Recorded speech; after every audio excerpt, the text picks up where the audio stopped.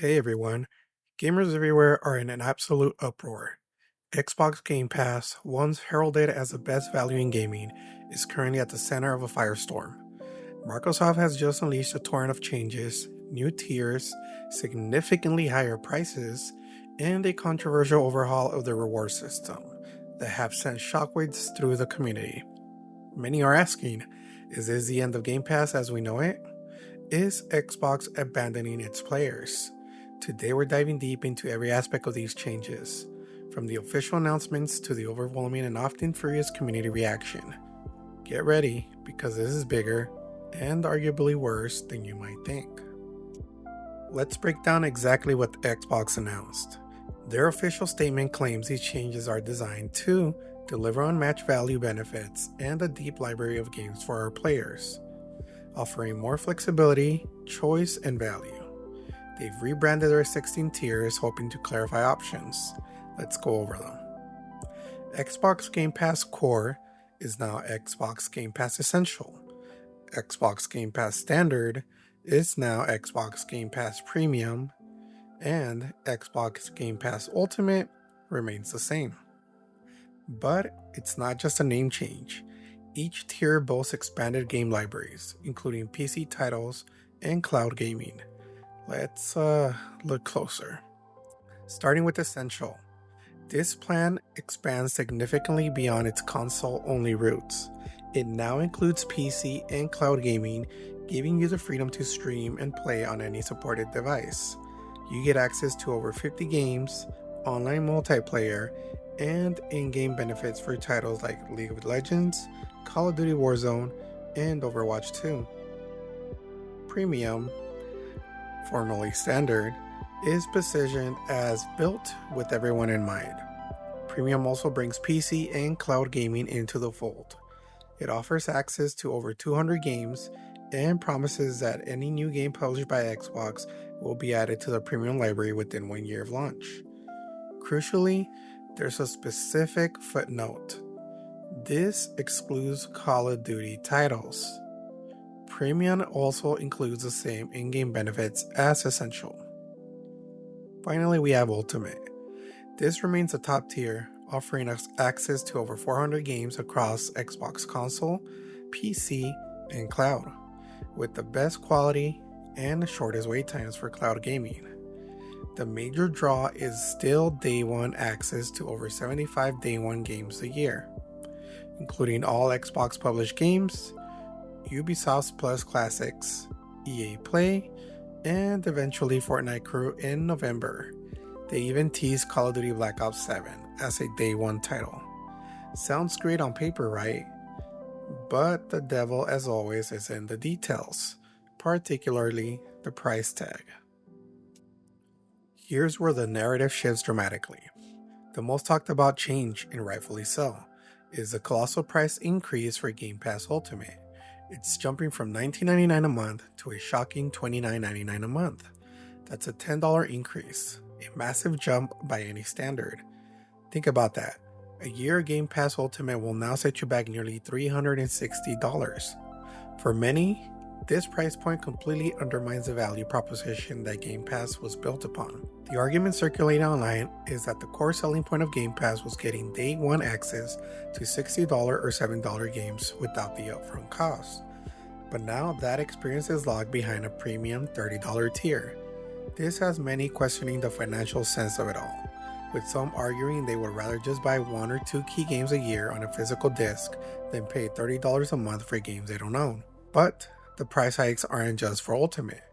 While not as prominently advertised, PC Game Pass users are also facing a hidden price increase. As if higher prices weren't enough, Microsoft is reportedly floating the idea officially of introducing a cheaper ad-based Game Pass tier as early as next year.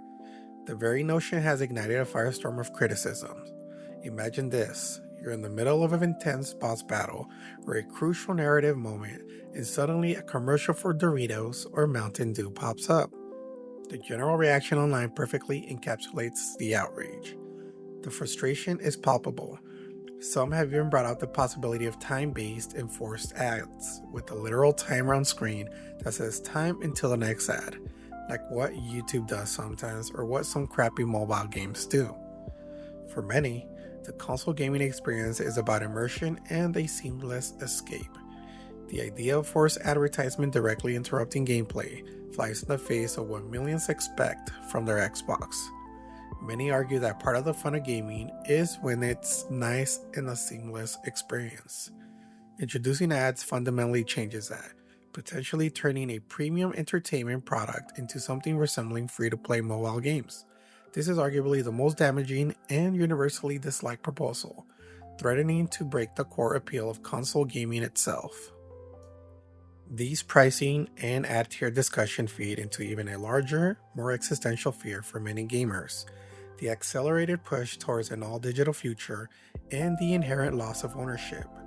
Xbox recently released a marketing piece featuring an AI-generated kid saying, "Man, I can't wait for the future when there's no longer discs or cartridges." This comment, intended to be forward-thinking, instead igniting a furious debate among those who cherish their physical game libraries. This sentiment resonates deeply with a large segment of the community. Many prefer having their discs and cartridges and would prefer to keep them.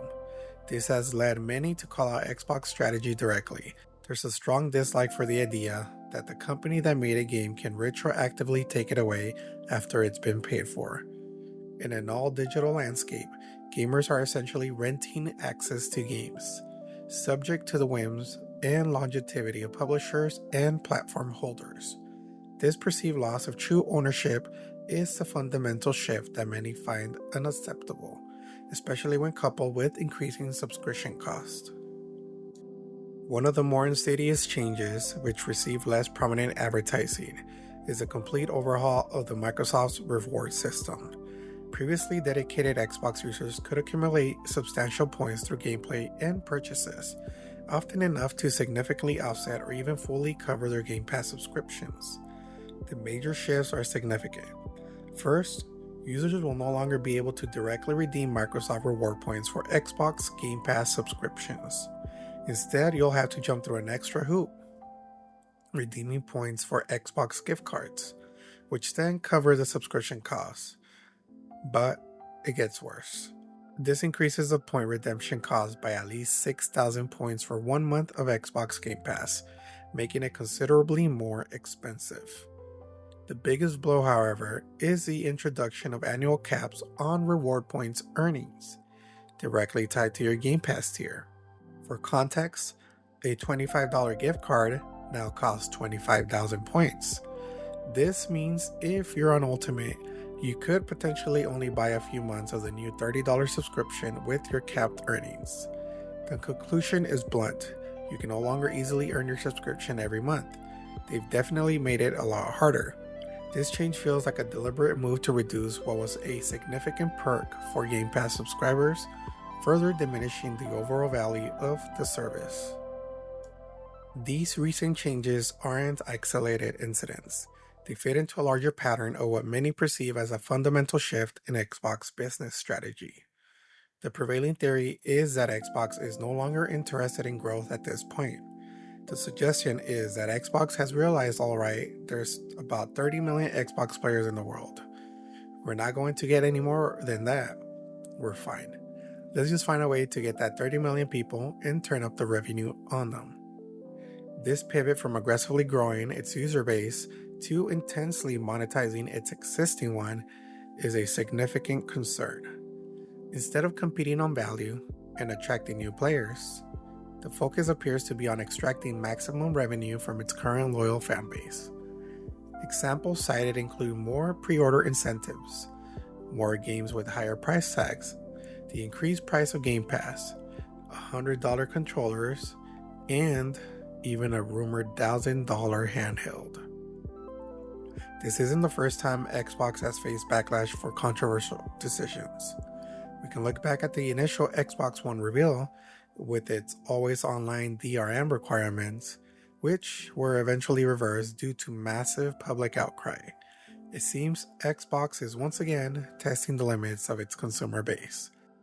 The ultimate litmus test for any major platform change is the community's reaction, and for Xbox Game Pass, it has been overwhelmingly negative. Social media platforms, forums, and the comment sections are awash with outrage and declarations of cancellation.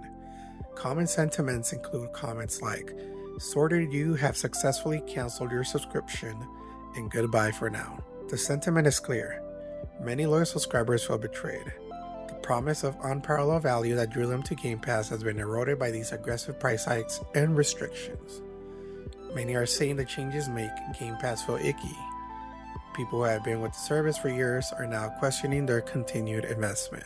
The immediate and widespread calls for cancellation indicate a deep level of dissatisfaction.